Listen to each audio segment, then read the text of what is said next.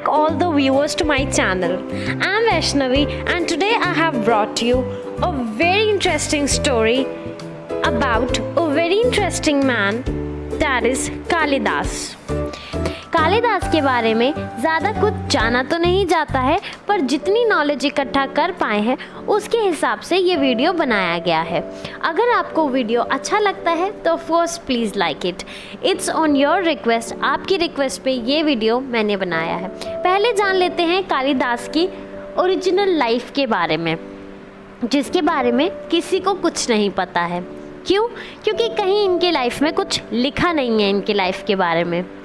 कुछ लोग कहते हैं कि ये बंगाल के हैं, कुछ इन्हें मध्य प्रदेश, कुछ ओडिशा और कुछ कश्मीर का भी मानते हैं।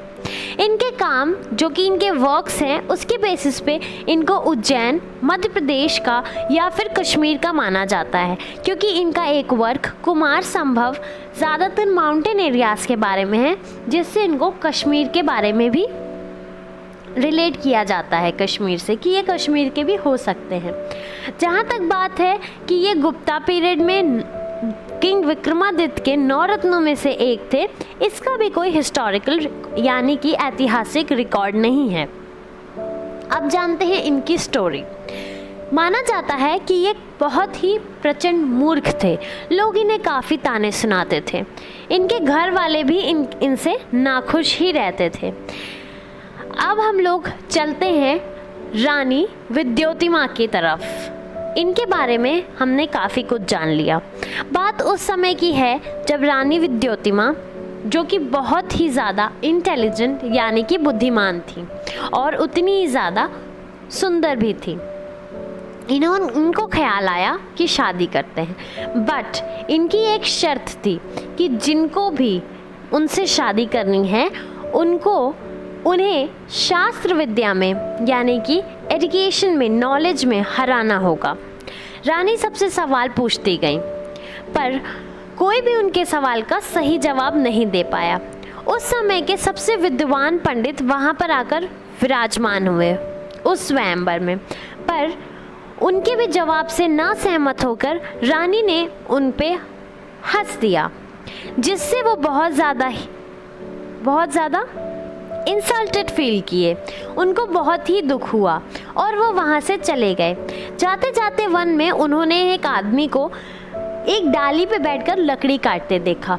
उन्होंने देखा कि वो आदमी वही डाल काट रहा था जिस पे वो खुद बैठा हुआ था। इनको लगा कि बस ये तो बहुत बड़ा मूर्ख है, और अब अगर मुझे रानी से बदला लेना है अपनी बेइज्जती का, तो मैं रानी की शादी इस आदमी से करा देता हूँ। और वहीं पर इन्होंने जब कालिदास जी को गिरते हुए देखा तो इन्होंने कालिदास जी से कहा, उठो, तुम मेरे साथ चलो, मेरे साथ रहना, मैं तुम्हें ज्ञान दूंगा और खाने को भी दूंगा। कुछ दिनों तक कालिदास जी इन्हीं महाराज के साथ रहे और एक बार इन्होंने इनको समझाया कि मैं तुम्हें स्वयंवर में ले जा रहा हूँ, राजा के कोर्ट में। वहाँ पर तुम्हें कोई जवाब नहीं देना है, वहाँ पर सिर्फ जो भी सवाल पूछा जाए तुम्हें उसका इशारों से जवाब देना है। और कालिदास जी मान गए और उनके साथ चले गए, क्योंकि ये इनके साथ रहकर काफ़ी समय बिताए थे। वहाँ पर जाकर रानी विद्योतिमा उनसे सवाल पूछती हैं। उनका पहला सवाल होता है पहला फिंगर। क्यों? क्योंकि इंटेलिजेंट आदमी जो कि ये पंडित थे, इन्होंने पहले ही बताया था कि मैंने बहुत बड़ा विद्वान खोज कर लाया है, लेकिन ये मुंह से नहीं जवाब देंगे, ये आपसे शास्त्रार्थ बिना बोले करेंगे। तो जब रानी विद्योतिमा ने एक फिंगर दिखाई तो इन्होंने 2 फिंगर दिखाई। कालिदास जी को लगा कि ये मेरी एक आँख निकालेगी तो मैं इनकी दोनों आँख फोड़ दूंगा। और रानी विद्योतिमा को क्या लगा कि ये कह रहे हैं। रानी विद्योतिमा का सवाल क्या था, क्या आप गेस कर सकते हैं? रानी विद्योतिमा का ये सवाल था कि ये संसार, ये सृष्टि एक है, पर कालिदास जी जब 2 उंगली उठाते हैं तो रानी विद्योतिमा सोचती हैं ये तो बहुत विद्वान है, ये कह रहे हैं कि आत्मा और परमात्मा मिलकर ही सृष्टि की रचना करते हैं। और रानी बहुत खुश हो जाती हैं। फिर रानी 5 हाथ दिखाती हैं, अपना हाथ दिखाती हैं, 5 उंगलियाँ। तो कालिदास जी को लगता है कि ये मुझे थप्पड़ मारने की बात कर रही है और कालिदास जी उन्हें मुट्ठी दिखाते हैं कि मैं तुम्हें पंच मार दूंगा। लेकिन रानी विद्योतिमा उसको भी उल्टा ले लेती हैं। रानी विद्योतिमा ने 5 उंगलियां मतलब 5 तत्व दिखाए थे और उसका जवाब पूछा था, और जब उन्होंने वो पंच यानी कि फिस्ट देखा, मुट्ठी देखा, तो उनको लगा कि ये कितना विद्वान है, बता रहा है कि ये जब 5 तत्व एक में विलीन होते हैं तभी ये सृष्टि की रचना होती है। और ये सवाल जवाब सुनकर रानी बहुत खुश होती हैं और रानी को लगता है कि उन्होंने बहुत विद्वान पंडित से शादी कर ली। उसके बाद में रानी विद्योतिमा को पता चलता है कि ये तो मूर्ख है और रानी बहुत गुस्सा हो जाती हैं क्योंकि वो बहुत ही ज़्यादा विद्वान थी। रानी उन्हें घर से निकाल देती हैं। अब यहाँ से स्टोरी जो काफ़ी ट्विस्ट ले लेती है। कुछ लोग ये मानते हैं कि कालिदास जी जाते जाते बहुत उदास हो गए थे और उनसे सरस्वती जी मिल जाती हैं और वहाँ से उनको ज्ञान प्राप्त होता है।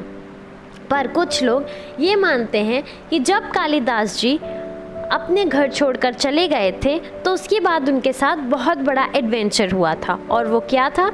कालिदास जी जाते ही रहते हैं और जंगल में पहुंच जाते हैं। वहाँ उस जंगल में बहुत आंधी तूफान आया होता है और उस आंधी तूफान में ये बगल में एक काली जी का मंदिर देखते हैं। उस काली जी के मंदिर में ये जाते हैं, पर तेज़ आंधी तूफान और बहुत दिन से कुछ ना खाने की वजह से ये बेहोश होकर गिर जाते हैं और ये गिरते हैं काली माता के चरणों में। और जब वो गिरते हैं तो उनके सर की चोट से जो खून निकलता है वो काली माता के चरणों में अर्पण हो जाता है और जिस वजह से उनको ये माना जाता है कि वो भेंट चढ़ा देते हैं काली जी को और उससे वो प्रसन्न होकर प्रकट होती हैं और मांगती हैं 2 वरदान। उनके एक हाथ में होता है ज्ञान और एक हाथ में होता है धन और कहती हैं कि दोनों में से कोई एक प्याला लेकर पी लीजिए। पर कालिदास क्योंकि मूर्ख थे उन्होंने दोनों ही प्याला झट से उठाकर पी लिया। उसके बाद से कालिदास जी बहुत ही ज़्यादा विद्वान हो गए। उसके बाद उन्होंने कई सारी रचनाएं की जो आज भी फेमस है, जिसमें अभिज्ञान शाकुंतलम, कुमार संभव जैसे कई सारे अदर वर्क्स भी शामिल हैं। ये भी माना जाता है कि धीरे धीरे ये बहुत विद्वान हो गए और रानी विद्योतिमा को अपनी मूर्खता पे और अपने ज्ञान के घमंड पे बड़ा दुख हुआ। यहाँ तक कि उन्होंने कालिदास जी से माफ़ी भी मांगी। काली माँ के मंदिर में इनको ज्ञान और धन दोनों की प्राप्ति हुई थी, इसलिए इनका नाम कालिदास पड़ गया। ये भी माना जाता है कि ये किंग विक्रमादित्य के कोर्ट में उनके 9 रत्नों में से एक थे।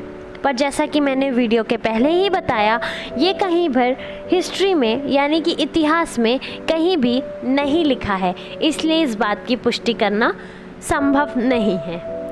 इस वीडियो में मैंने ज़्यादातर हिंदी बोलने की कोशिश की है, जिस वजह से कुछ ग्लिचेस यानी कि कुछ दिक्कतें ज़रूर आई हैं। आई होप आपको ये वीडियो पसंद आया हो और जो भी त्रुटियां हुई हो उसको आपने नज़रअंदाज किया हो। ये स्टोरी मुझे फैक्ट और मिथ दोनों का मिक्सचर लगती है। आपको क्या लगता है प्लीज़ बताइएगा। That's all about the story of Kalidas. Thank you. Have a good day.